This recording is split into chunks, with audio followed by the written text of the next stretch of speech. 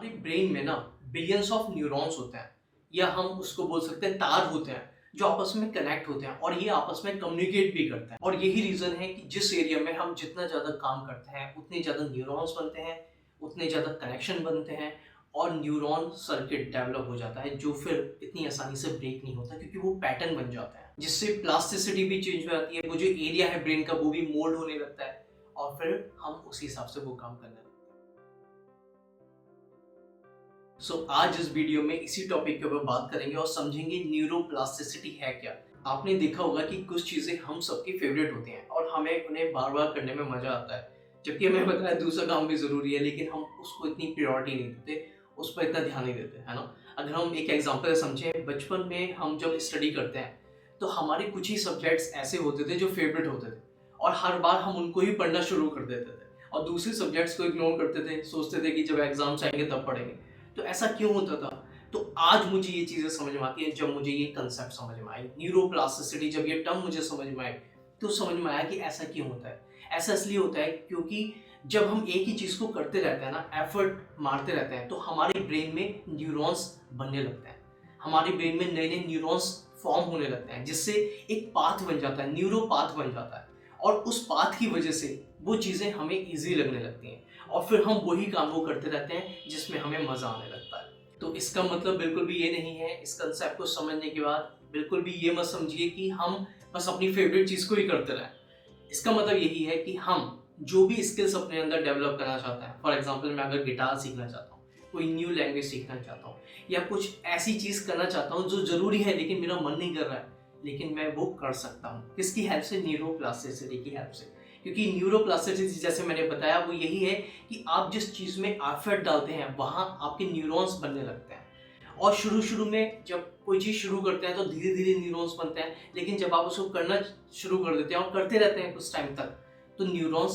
Pattern बहुत strong हो जाता है। कहते हैं कोई इंसान अगर किसी चीज को 21 डेज तक करे या 60 डेज तक करे तो न्यूरॉन्स पैटर्न इतने स्ट्रांग हो जाते हैं फिर वो जाते नहीं। एक एग्जांपल समझते हैं, मान लेते हैं हम किसी फॉरेस्ट में जा रहे हैं या ऐसे किसी जंगल में जा रहे हैं जो बहुत ही घना है और हमें रास्ता नहीं मिल रहा है, लेकिन फिर भी हम चले जा रहे हैं। तो जब हम चलना शुरू करेंगे, है ना, तो क्या होगा, हम इधर उधर पेड़ों को पौधों को हटाएंगे, जगह बनाएंगे अपने लिए और रास्ता बना देंगे। फिर आप क्या करते हैं, नेक्स्ट डे उस जंगल से फिर निकलना चाहते हैं क्योंकि वो शॉर्ट रास्ता है दूसरी जगह जाने का, तो आप फिर से ट्राई करते हैं। लेकिन आप इस बार देखते हैं कि जिस जगह आप गए थे, जो पहले दिन आप गए थे, वो आपको दिखा ही नहीं है, वो जगह आपको दिखा ही नहीं है। तो इस बार आप क्लू छोड़ते हुए जाते हैं। आप ये सोचते हैं कि यार मुझे कल भी आना है, इसलिए मैं कुछ ऐसे एक हिंट छोड़ते हुए जाऊं जिससे मैं उसी रास्ते पर फॉलो करूं डेली बेसिस पे। तो आप ऐसे ही क्लू छोड़ते हैं, फिर अगले दिन आप चलते हैं, ऐसे ही अब आपको चलते हुए 1 वीक 2 वीक्स हो जाते हैं। तो क्या देखते हैं फिर आपको वो रास्ता इजीली दिखने लगता है इतने बड़े जंगल में।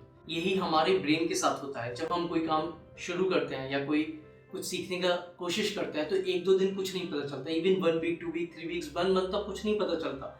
उसके बाद आपको दिखने लगता है ऐसा, उसके बाद आपको समझ में आने लगती है, उसके बाद एक पाथ क्लियर होने लगता है ना। तो इसलिए ये टर्म बहुत ज्यादा पॉपुलर हुआ क्योंकि लोगों को अपने ब्रेन के बारे में पता ही नहीं था, उनको उसकी फंक्शनैलिटी नहीं मालूम थी कि ये कैसे काम करता है। लेकिन जब इसकी रिसर्च हुई और ये कंसेप्ट सामने आया तब लोगों को समझ में आया कि हाँ, अगर मुझे कुछ भी सीखना है तो उसको उसके ऊपर मुझे टाइम देना चाहिए, उसके ऊपर मुझे एफर्ट मारना चाहिए और मैं कोई से भी काम हो सीख सकता हूँ। क्योंकि पाथ जो न्यूरॉन सर्किट है वो तभी डेवलप होगा जब उस काम को मैं करता चला जाऊंगा। और यही रीजन है, अगर आप देखोगे अपने आसपास और इतने बड़े बड़े लीजेंडरी लोग हैं जो अपने काम को कर करके वो वहां ले गए जो आज हम सोचकर उन्हें देखकर इंस्पायर होते हैं। और ये सब इसी वजह से हुआ क्योंकि ये सब न्यूरोप्लास्टिसिटी की वजह से हुआ। तो ये जो टर्म है न्यूरोप्लास्टिसिटी, ये 2 भाग में डिवाइडेड है। First neuro, second plasticity.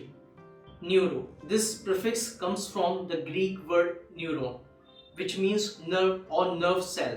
So basically nerve refer to the nervous system. Second, plasticity, this term originates from the Greek word plastikos, meaning capable of being shaped or molded. So plasticity refers to the brain ability to change and adapt over time. तो अगर हम आसान भाषा में समझें, neuroplasticity वह है जिसमें ब्रेन अपने आप को बदलने और नई चीजों को सीखने की अद्भुत क्षमता रखता है।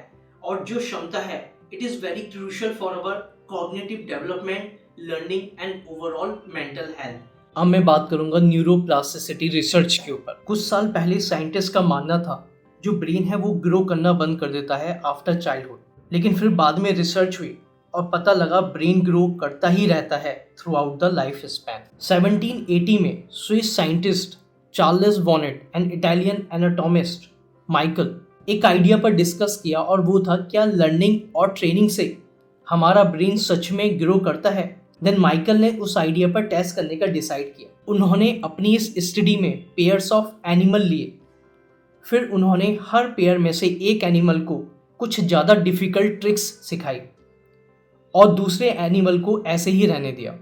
कुछ सालों बाद उन्होंने इन एनिमल्स को मार दिया और उनके ब्रेन की स्टडी की और जांच की। फिर उसने देखा जिस एनिमल को उसने ट्रेन किया था उसके ब्रेन में कुछ हिस्सों में पैटर्न बने हुए थे compare to the untrain one, और इसी चीज को वो लोगों के सामने लाए and they provided the solid evidence of brain neuroplasticity. आपने सुना होगा कि जैसा हम अपने आप को बोलते हैं वैसा ही हमारा दिमाग बनने लगता है। अगर हम अच्छा सोचेंगे, अच्छा बोलेंगे तो हमारा दिमाग भी अच्छा होगा, और हम अगर अच्छा नहीं बोलेंगे, आई मीन गलत सोचेंगे और गलत बोलेंगे, तो हमारा दिमाग भी उसी तरीके से हो जाएगा। तो self talk directly influence to the neuroplasticity. इसलिए मैं ये कंसेप्ट लेके आया, क्योंकि हमें नहीं पता होता है, हम अपने पूरे दिन में इतना कुछ गलत बोलते हैं जिसकी वजह से न्यू फॉर्म जो न्यूरॉन्स होते हैं वो बन जाते हैं और फिर पाथ बन जाता है, और हम फिर अपने आप को बोलते हैं यार मैं तो उस लाइफ में इतना कुछ अच्छा बोलता हूँ या करता हूँ, मेरे साथ हमेशा गलत क्यों होता है। वो इसी वजह से, क्योंकि पैटर्न बन गया है, पाथ बन गया है। अब आप चाह कर भी अच्छा आपके साथ हो ही नहीं सकता। वो तभी हो सकता है जब आप अपनी सेल्फ टॉक को, जो अंदर ही अंदर जो आप बोल रहे हो उसको जब आप चेंज करोगे।